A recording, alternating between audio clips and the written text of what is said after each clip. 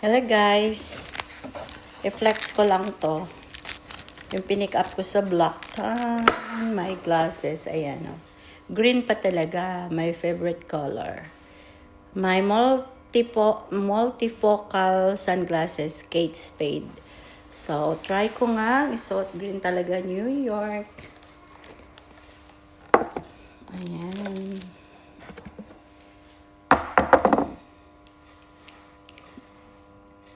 Wow, ang ganda o. Tinan mo ang liwanag. Tapos pwede pa akong magbasa. Kasi may grado siya multifocal. Ayan, pwede sa driving, pwede mong ibasa. O, diba? Sukat na sukat. Ano to siya guys 829 Australian dollars but minus 200 sa sa aking insurance sa aking HCF na not insurance, HCF na discount kasi ako, may health fund ako, HCF. So, every year yan, merong $200 na binibigay. So, kung gusto mong kumuha ng glasses na worth up 200, wala ka nang babayaran. Kaso ito yung kinuha ko.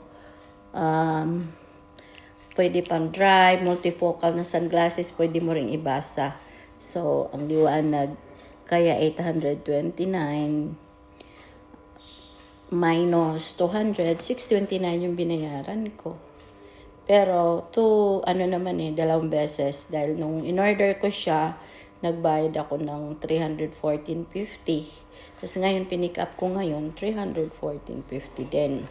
So, hindi masyadong mabigat kasi dalawang beses siya. Hindi agad-agad. Pag in-order mo siya, magbayad ka ng kalahati. Tapos pag pick up mo na, bayaran mo na yung balance. Diba ang ganda niya talaga? Pink pa. Pambabae.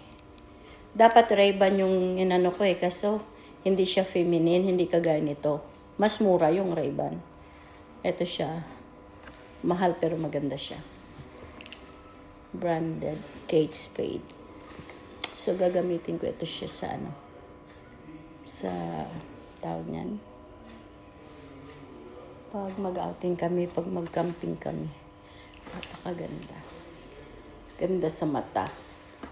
So, ayan pa yung pamunas niya. Kate Spade. Diba? Ang ganda.